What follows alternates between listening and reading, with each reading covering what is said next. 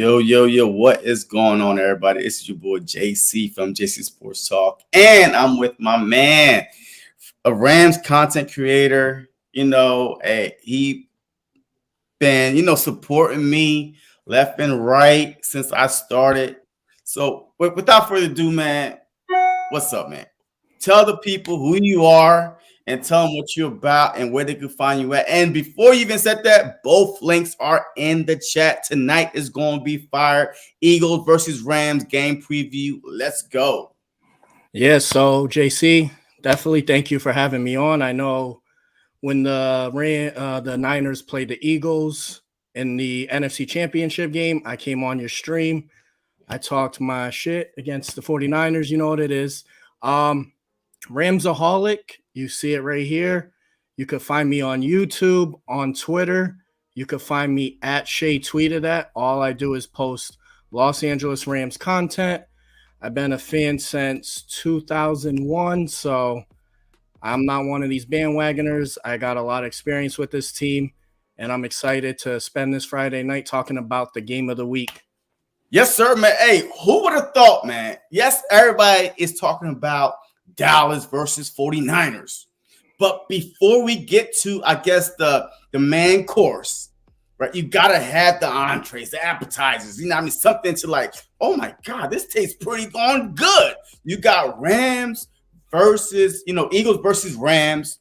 This is a matchup of the last two NFC teams to represent in the Super Bowl. Yes, your team, congratulations, winning it a couple of years ago. We was so close from winning it last year. But so this is not going to be, a run-through team. Let's go. Who's next? This is going to be a hard, tough, fight through the end type of matchup because you got two teams with two head coaches, young head coaches. Two teams that's good on defense.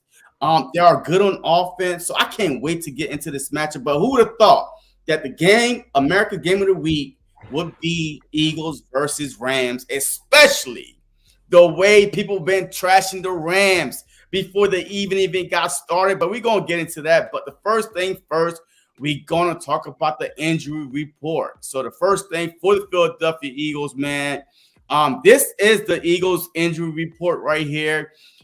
I mean, Fletcher Cox, we kind of knew like a few days ago because he got a shot in his back to release some pain, whatever it is. So we kind of knew that he wasn't going to play. But the us Philadelphia Eagle fan was like, okay, Johnny Carter, we want him to get more time. So that's not really a big loss. Maybe the rotation a little bit, but we do got Milton Williams back there to come in. Brendan Graham to play some more. Sweat, Reddick, Autumn Bulls rotation. Even what's his name? Barnett to play some more. So we're good, Hey, Fletch, rest up, my guy, rest up. But Cam Jurgen, unfortunately, he got hurt throughout a couple games ago. So we had we saw Opeta come in to replace him. He did a pretty darn good job. The Eagles offensive line always have some good backups. If it's not Opeta, it'll be Steen, I think out of Alabama. So, but it is going to be Opeta starting at that right guard position. And then you got, look, I don't know what's going on with Morrow. Personal, I don't know what it is. And of course, they don't have to tell us. But I'm hoping that he comes back in time to play because he is a big piece at that middle of our defense, man. 3 sacks last game. So we'll see what happens. Marlon Talupu, you know what I mean? Even I messed that up. You know what I mean? I call Marlon T triceps. Mm-hmm. He's out for the game. So right now we got Cox out for the game. Jurgens out for the game. Marlon is out for the game. And then Sidney Brown, we've been seeing him limited practice all week, but he's out for the game. And then we got, Covey, concussion. He's questionable. He's been practicing, but I'm not sure if he's been cleared yet. But full practice, he has to be cleared. I'm hoping. But this is the Philadelphia Eagles injury report. So what is going on the Rams side of town? So the Rams, honestly, big news today. Cooper Kupp is playing. And the fact that he's playing, That means he's full go. McVay said he was not playing him unless he was 80 to 90%. Joseph Noteboom, our right guard and left tackle, is out officially. First game he's missed this year. So the hope is that Alaric Jackson does play because he is our left tackle. He is going to be a game time decision. So that is going to be huge news come Sunday. We really need him there. Kyron Williams is playing. He practiced today. Christian Roseboom, O'Shane Mathis, a rookie edge who is going to also play. He just came off the IR. So him and Cooper Kupp's 21-day window was short-lived. They both will play this week. And then Matthew Stafford has been practicing in full all week. So we got all of our dogs out there. It's funny, that guy that you couldn't pronounce his name. I did a video earlier, a game preview, and I also couldn't. I was like, I didn't know what his name was. Man, Marlon T, baby, Marlon T. Yeah, call him that. And we all know who we talking about, Marlon T. It's all good, man. But before we move on, man, shout out to all y'all that's in the chat, man. Please make sure y'all hit that like button on both channels, man. We are dual streaming. Hit that subscribe button, man. Help my guy out, man. He's a cool Rams content creator, man. And like I said, we don't have no beef, basically, with 99% of the league, only with the Dallas goddamn stinking Cowboys. But, you know what I mean? Everybody else we cool with. So, hey, go check him out, man. He also do live streams also. But shout out to Joseph, man. Go Birds Fly, Eagles Fly. I appreciate your support, man. Richard, hey, always my guy. I appreciate you, man. Joseph, man. What's up, man? Nathan, horns up, baby. I think that's the Rams fan right there. Horns up. Okay. All right, Richard. Eric Dickerson was one of my favorite running back next to Barry Sanders. Yes, sir. What's up, Ted? What's going on, Ted? Rams are sneaky good. This is going to be either a blowout or a really close game. This could go either way. And I agree, but we're definitely going to talk about it. Yes, Morrow is playing really well, so hopefully he will play. Richard, we've got to get to Stafford because he's a statue behind the line of scrimmage, but we will definitely get into the breakdowns of the line's offense and defense. Is going to be the best defensive player of the game. We will see. All right, so now let's go, man. So, as we know, man, look, the first quarter of the season is basically wrapping up. Just basically wrapped up. Yes, we have 17 games now, but we are about to go into week 5. What are your thoughts on the Rams? I've been hearing rumors all offseason that they were going to be bad, just fall off the wagon. Matthew Stafford should be traded. I mean, Ramsey, he got traded. Floyd, he gone. So, I mean, y'all have some key pieces on defense. Everybody thought that the Rams was going to be ass, but that's why they played a game. So talk to me about the first quarter of the season with the Rams. How surprised are you that they are where they're at right now? And just talk about your team. So everybody really took what happened last year, us going 5-12, and thought it would transition to this year. That's definitely not the case. The Rams dealt with injuries, the whole offensive line at week to week to week to week to week. We set an NFL record for most injuries to an offensive line in a season. You ain't going to win games like that. And then we lost Stafford, Kupp, Aaron Donald. So that happened. And then we got rid of Ramsey, Leonard Floyd in the offseason, Bobby Wagner, a lot of older guys. But what the Rams did was they nailed this draft. They got a lot of guys. We had a second-round pick, Steve Avella, Byron Young, third round. Obviously, everyone knows Puka Nacua by now, fifth round. So they killed the draft. Them being 2-2 right now is big. I mean, against Cincinnati, we got robbed. Obviously, we lost by 3, 2 touchdowns called back. I think Cincinnati should be 0-4 right now. We lost to San Francisco, 30-23. We had the lead in that one, 17-10, and then kind of let our foot off the gas. And then we beat the Seahawks and Colts. So at 2-2, I think that's what you really were happy with. The fact you get Cooper Kupp back now, going 2-2, you let Puka Nacua, Tutu Atwell really develop in the system. Younger guys on defense like Kobe Durant. Then you have Byron Young stepping up. Kobe Turner, defensive tackle. Ernest Jones, our linebacker, the safety group. Akello Weatherspoon, a veteran we signed In the offseason, 29 years old, I wasn't really high on him, but he's been our best cornerback and allows one of the lowest QBRs to opposing quarterbacks. So, I mean, overall, I'm happy with it. I knew coming into the season we are going to start hard with playing San Fran, Seattle, and the Eagles in the first 5 weeks. So I'm happy with the first quarter so far. All right, hey, look, I'm surprised by y'all first quarter so far, man, especially the way the Rams are playing, especially on offense. But we'll definitely get into some offensive stats. But as far as the Philadelphia Eagles, man, the first quarter could not go any better. I mean, if you listen to outside besides the Philadelphia Eagles community, you would feel like that the Eagles are 0-4. They are 0-4 limping into this matchup. But the Philadelphia Eagles are 4-0. They lost their offensive coordinator. They lost their defensive coordinator. They lost 5 pieces on the defensive side. They weren't stars, but they were players that have been together for multiple seasons. So the continuity was there. And then you lost your defensive coordinator with Jonathan Gannon last year. That had the Eagles with 70-something sacks, like historic numbers. So when that went away with the players, with the offense and defense of coordinators, everybody thought, oh, Eagles are done. Eagles are done. But what they didn't realize is our offense, we didn't lose like nearly anybody. Yes, Miles Sanders decided to get the bag and run to Carolina. Hey, good for him. And then our right guard, Samalu, he decided to, go somewhere else. But we had replacement for those guys already. So on offense, we were clicking.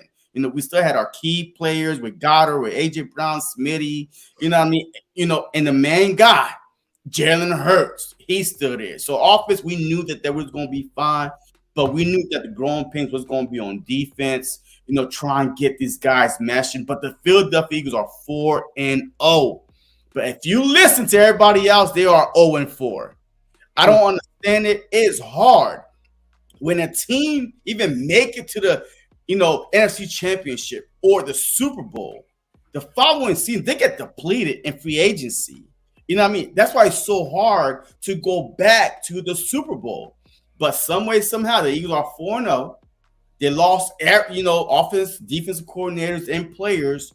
And they are seen at 4-0. Yes, there are going to be some learning curves, especially on the defensive side, because we got a new defensive coordinator with 5-6 brand new players. You're trying to figure out who does what, the right way, or who's not good at this position. And we had some injuries too. Last year, we was fortunate enough to be healthy. Going into the Super Bowl, 11-11. Offensive players healthy. Even on defense, we had 10 out of 11 healthy. We had everybody healthy last year, and that's unheard of. So, of course, you're going to have some little growing pains, but we're 4-0, and we are top 5 in offense. We are middle of the pack and passing defense. But I'm happy where we at. We are one of the first teams since I believe since 1995, the Packers, whatever, to start 4-0 after losing the Super Bowl, because it's that hard. You saw last night, right? You saw last night against the Bears versus Commanders. It's hard to win in this league. So everything matters, regardless who the opponent. You treat them, you respect them, and you play as hard as you can. You win playing hard. You lose just, trying to take for granted. I'm happy with the first quarter. So I think that the Rams, if you probably would poll Rams fans saying, would you be happy with 2-2? I'm pretty sure 85% of the fans would be yes. And of course, those pessimists, we should have been 4-0, 3-1. It is what it is, right? So, right. But yeah, so anything else before we move on to the next topic in this thing? I would say 100% of Rams fans are happy with 2-2 because when we lost Cup, a lot of people probably thought we were going to go 0-4. Like you said, the mainstream media, the like one of these guys, Joseph, said, I don't even watch the mainstream media. I respect that because that's real. They don't know anything. They don't watch games. They don't follow OTAs, training camp. Guys like me, the content creators, we really do that work. Yeah, and I agree, man. Because right now, I think the mainstream media, man. First of all, they barely cover any other team outside of them, the Cowboys, right?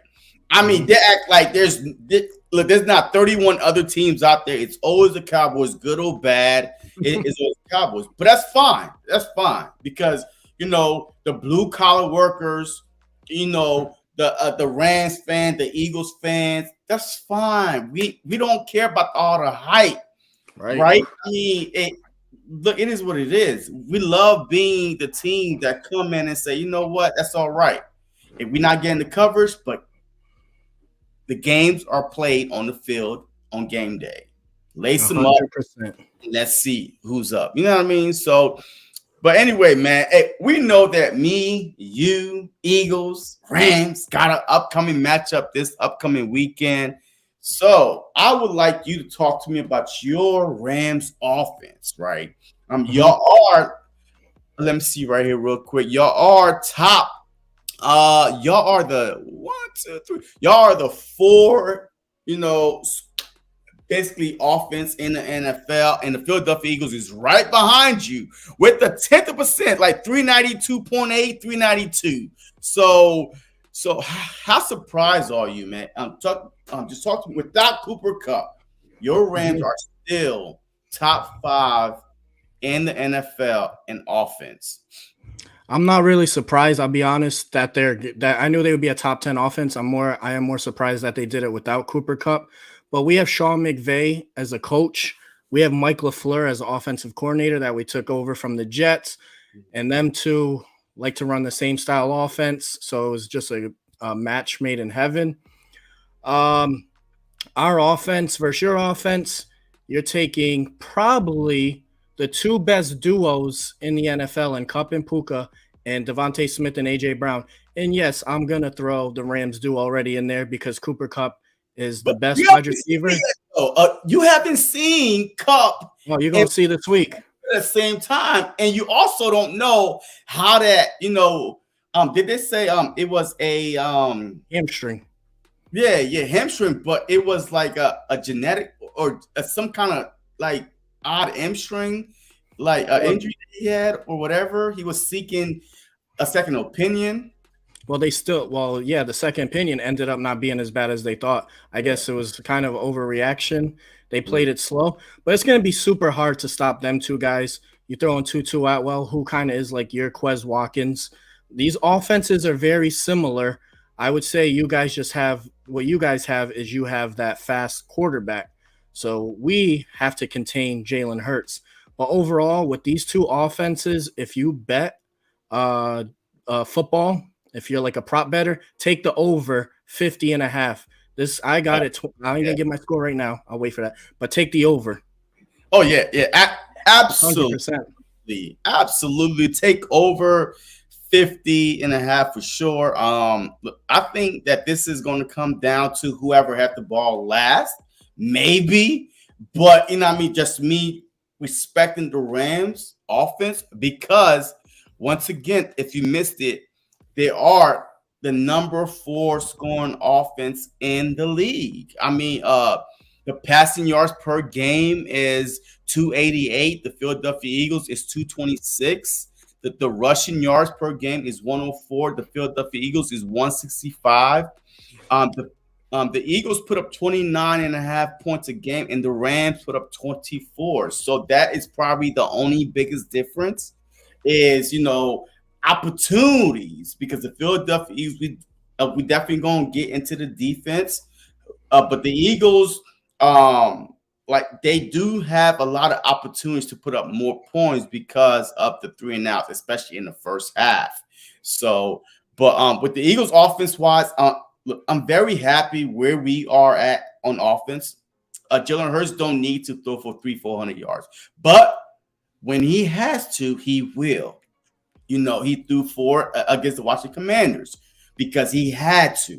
You know what I mean? So it's going to be hard to like. It's like pick your poison. Are you going to try to stop the run or the pass? And the Commanders all week was like, we're going to stop the run. We're going to stop the run. We're going to let Jalen Hurts. We're going to make him beat us with his arm, and he sure did. AJ Brown, big game, 2 touchdowns. I think it was like 160, 175 on the ground receiving. I mean, he was that dude, And then we didn't really even get Goddard involved yet, so watch out for that. Goddard game is coming, folks. A Dallas Goddard game is coming.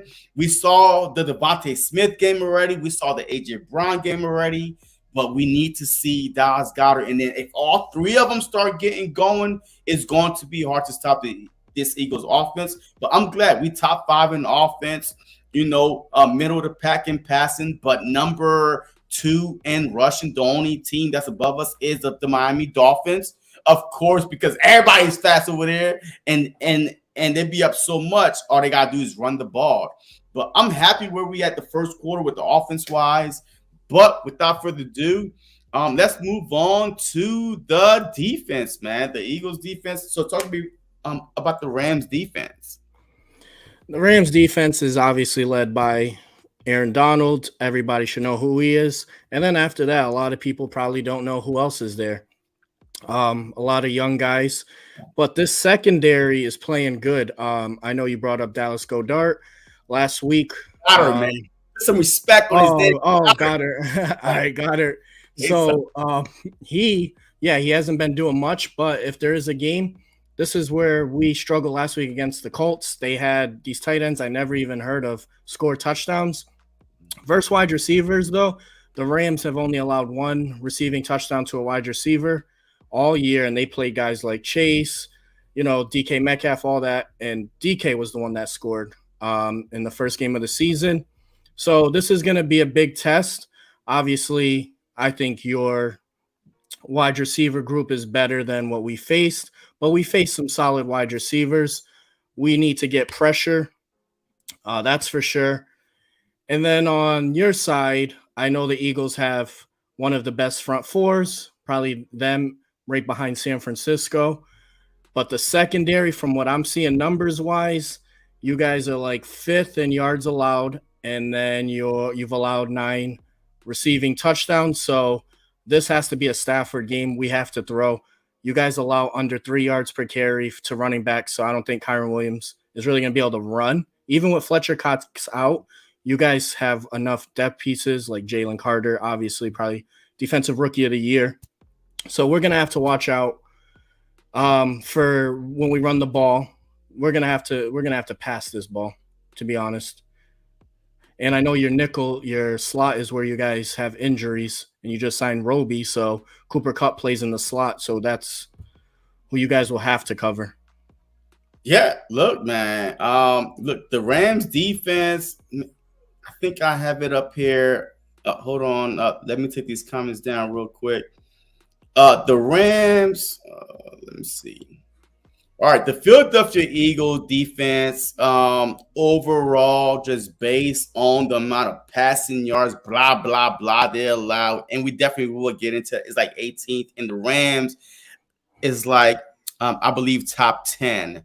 But the Rams allowed 295 through the air, 184 through the air, 111 on the ground. And then the Philadelphia Eagles allowing 260 through the air, 63 on the ground. But I really, really, really want to hit on that right there, because the Philadelphia Eagles have only been behind in 1 game out of those 3. Out of the 4 games, they've been trailing 1 time. The Eagles are blowing teams out, double-digit lead, right? If you can't, like when you have double-digit lead in the NFL and then you can't run, what do? You start throwing underneath, and it's the yard after catch, right? The Eagles are allowing 63 yards on the ground, and the most we have allowed 1 rushing TD, and that was against the Commanders. The Commanders rushed for over 100 yards on us. The first team to do that all season long. You know what I mean? Like, that was the Commanders Super Bowl. Like, they got up to play the Philadelphia Eagles. Like, because a lot of people last night was like, oh my God, I can't believe the Commanders took Eagles to overtime. because divisional games are different than out of divisional games because they know everything about you. They rise up to embarrass you, regardless if they're 0-15. That you have to play them for that one last game, and that might be their marquee game of the year. So the Commanders, Ken the Philly, tried to beat the Philadelphia Eagles. They gave us everything they had, took us into overtime. Sam Howell had about 280 thrown through the air. They ran for over 100 yards on us, probably like 115, 110, whatever it was. One rushing TD, the first team to do that. But every other team we played, we've been up double digits, and they cannot run on us. The first 3 games of the season, the Eagles have allowed 145 yards rushing combined. 3 games rushing combined. So no TDs, 145 yards combined first 3 games. So of course, and then we were up on those games, and even Big Play Slay, he said it. He came out after week 1 or week 2 was like, look, one, I'm too old to be trying to bump and run, especially if we up. If we have a lead, of course we're gonna play soft. Of course we're gonna, just let them get the pass underneath and then try and make the tackle. And that is why those numbers are so inflated and is making the Philadelphia Eagles defense with passing wise look bad because they are allowing these guys to catch the ball underneath and then allow them to walk them down, basically, all the way down to the end zone. I still have an issue with it. I feel like if you are up, whatever was working in the first half, the first quarter that gave you that lead, that you should still try to go after and be aggressive because now you got a lead. Okay, you give up 1 touchdown in case you get burnt, but you're still aggressive. You are still playing the same defense that got you that lead. But obviously, the defensive coordinators in the NFL don't agree with me. They don't see it that way. So that's why we are like so like the middle of the pack when it comes to passing defense wise, or matter of fact, the bottom half of it. But don't let the numbers fool you. The first half, quarterbacks do not pass on the Philadelphia Eagles. And that's how we built the lead with sack, fumbles, interception, turnovers, and then boom, we about double digits. And we just stay back. So, I know you got something to say. Go ahead, man. No, we're going to see. I mean, this is definitely the best quarterback the Eagles have faced because you guys faced Mac Jones, who's about to be benched. Yeah, Baker Mayfield playing good, but we had him last year. We know what he brings. Their only loss, man. We give him their only loss right now. You know what I mean? Hey, he's right now. And then Kirk Cousins is good, but he did go off. He had 4 touchdowns. And then Sam Howell. So Stafford, this will be by far the best offense you guys are facing. So it's going to be different. I just know with Cooper Kupp now back, it's going to make our offense more prolific and harder. And I don't think the Eagles really don't know. They're not going to know what to do because we as fans don't even know what we're going to see out there. We've never seen Puka and Kupp on the field together. And then Tutu Atwell, he just got to burn. Van Jefferson's probably not going to play a lot, but this could be a Higbee game as well because the last time we played the Eagles, he had 3 touchdowns, 50 yards, 5 catches. Different linebackers. Man, I think we had some guy named Singletary, whatever his name was, or whatever. That dude was not on the team the following year. He was the worst coverage linebacker we had. But I do remember that game, though. Higbee did go off. It seemed like he had like 5 catches and 3 of them was for goddamn touchdowns. Like I was like, what the hell? You know what I mean? And then you do have a linebacker now who leads your team in sacks with 3. So when I seen that, I was like, oh, you guys are going to be blitzing then, which that's how you beat to the Rams. Do not blitz. The problem is the reason how he got his 3 sacks, which was all in the last game, by the way. He got all 3 of them. Oh, damn. All right. Because the front 4 collapsed the pocket, and then he, as the quarterback step up, boom, he come and collect the leftovers basically. But when he did blitz that one time, he got there. But the Philadelphia Eagles, they believe in their front 4, and especially with Carter, we are better this year at stopping the run than we were last year. Last year, we ran out and got help. Sue and Linville Joseph to come help us stop the run. This year, True. we got it in-house already with Carter, with Jordan Davis, top 10 in pressures around the whole league. We have two guys in the top 10 with pressures. And Carter only had played 30% of the snaps. Now, Sunday, with Fletcher Cox being out, he's going to be out there probably 60, 75% of the snaps. But also, hey, you're not used to playing that many snaps. How's your endurance? So, but Right. I'd rather him play more snaps and dominate than less snaps. I want to see what he could do with more. You feel me? True. Yeah, definitely, for sure. CG. What up, CG? All King is going to be back in action. What's up? What's going on? Stetson Bennett still in the Rams, but on the PUP list for personal reasons. Okay, all right. Yeah. CG, all right. But all right, so let's the next thing. All right, so I know you talk about Cup. He's back. Even though I feel like that Sean McVay is really not going to push him to the full limit because this is his first game action since week 1, I believe, right? No, all year. He hasn't even played all year. So because game speed is different from practice speed, when you got to real quick. So the hamstring is a tricky thing. 4 weeks to heal a hamstring, but it was so bad that you had to get put on the PUP list. So, I mean, and we don't know what version of Cup we're going to get, but just having him out there is a decoy enough. But what game changers for this matchup that you say, you know what, this is the game changer. This is the guy that I want to put my money on that could change the game. I would say I would bet first touchdown Tutu Atwell. I think your team's going to focus on Cup, Puka, Higbee, Kyron Williams. So I think Tutu could just get deep, easy, sneak one in. As long as the offensive line holds up, I think Tutu could have a big game, and I will be playing him in like DFS just because I think he will have probably 80 yards at least in this game, but I do see a touchdown from him.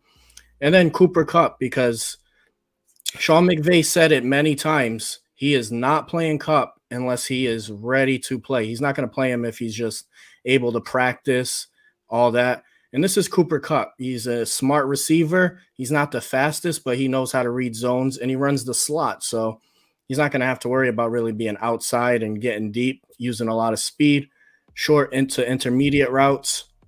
And then on defense, I think Akello Weatherspoon has to be someone that steps up because he's going to be on A.J. Brown, who's big, physical, fast, can catch it. With the time in the pocket that Jalen Hurts is able to get because of the offensive line and his legs. I think that's going to be a huge test.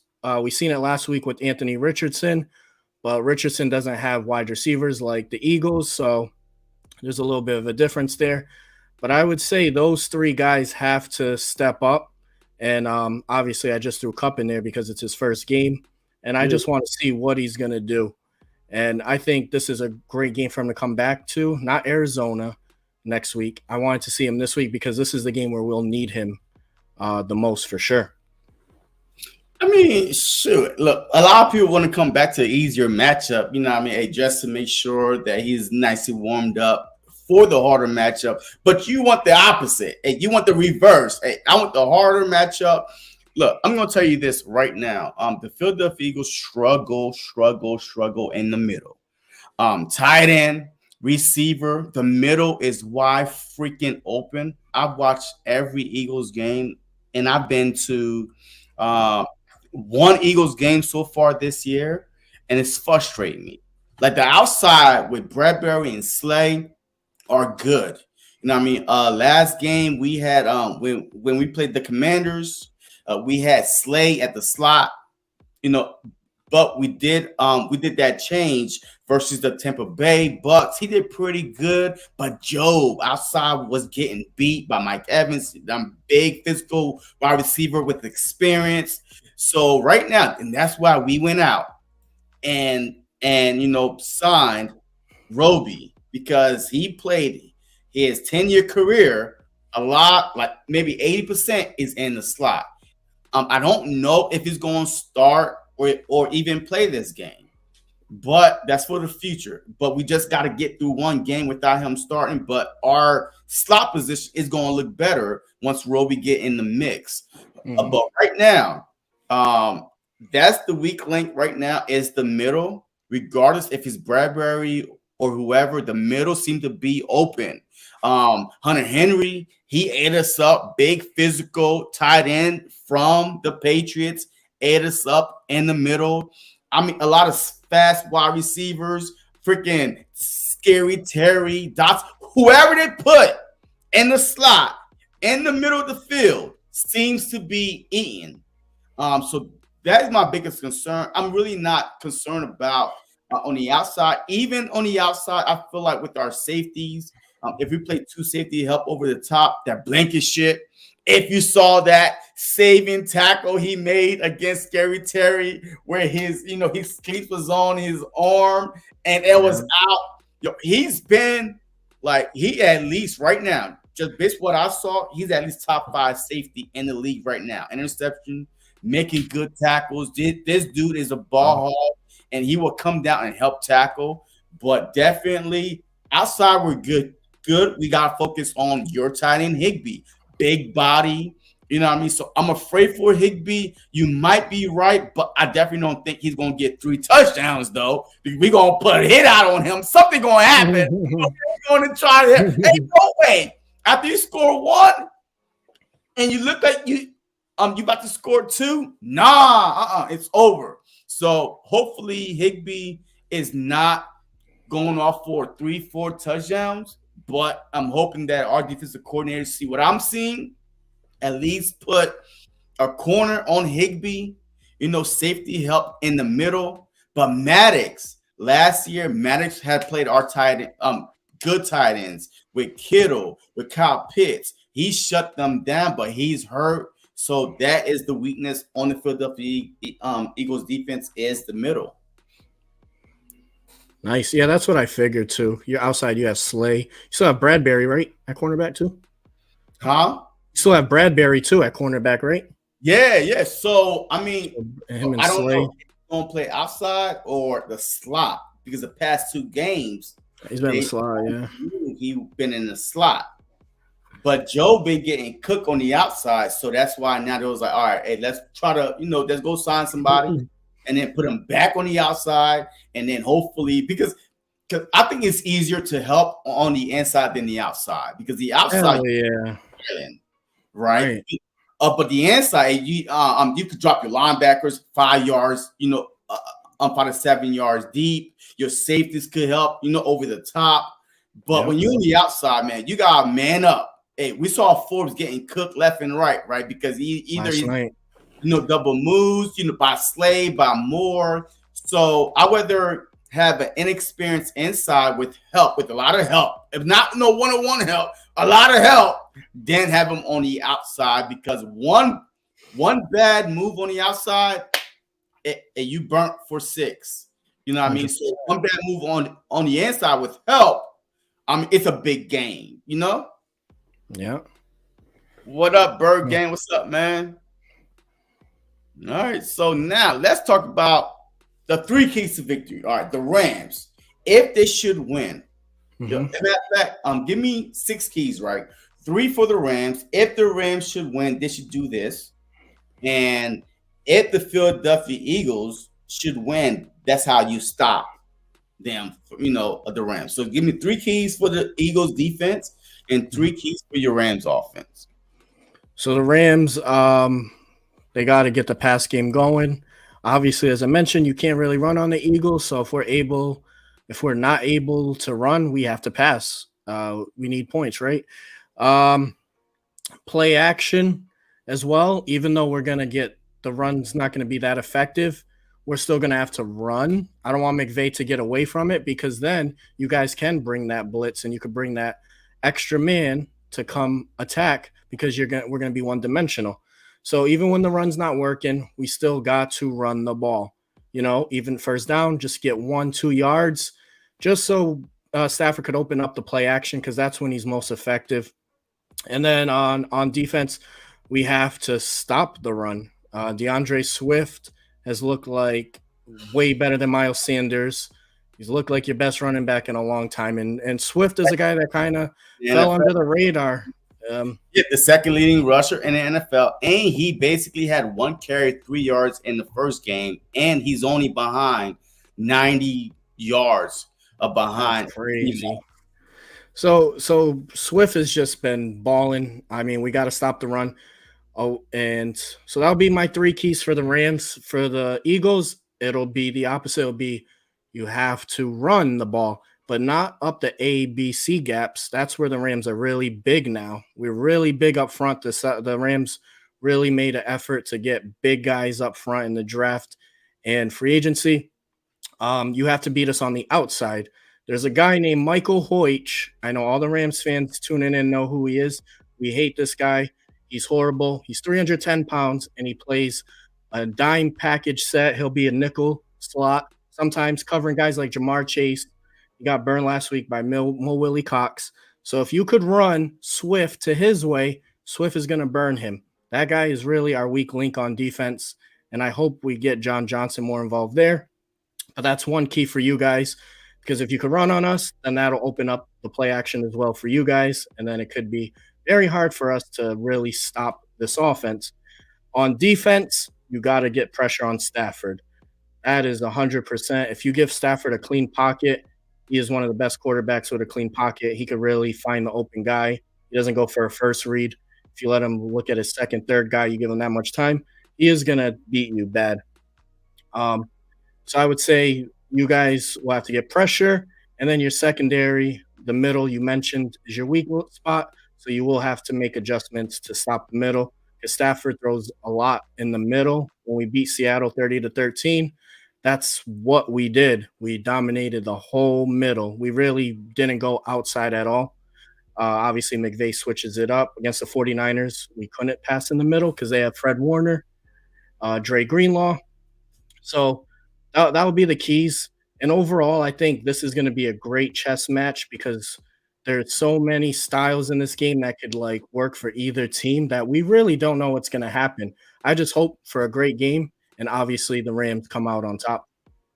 Yeah, and look, I like all your keys, man. Hey, first of all, if you're just now tuning in, man, hey, go check out my guy page, Ramsoholic, man. His link is in the description, man. So hey, just go support him, man, and make sure you hit the like button on both channels. We are live on both channels, man. Real cool guy. But now, look, I think that the three keys for the Philadelphia Eagles, right? I'm going to start with the Philadelphia Eagles is establish the run. All right, so the Rams are giving up almost 4 yards per carry, per rush. So Swift, last week we really did not run because the main focus was to stop the run, but I did go back and look a couple stats from your teams, past 4 games. I mean, teams are rushing for like 130, 160, you know what I mean? And you had a couple games with that 84 yards. But I don't think this is the same Rams defense that you can't run through because Donald don't have no help. Like he is that dude up front. If you get past through him or on the outside, like you mentioned, you could run on the Rams, defense. So I feel like you have to establish your run. Don't forget about your RPO.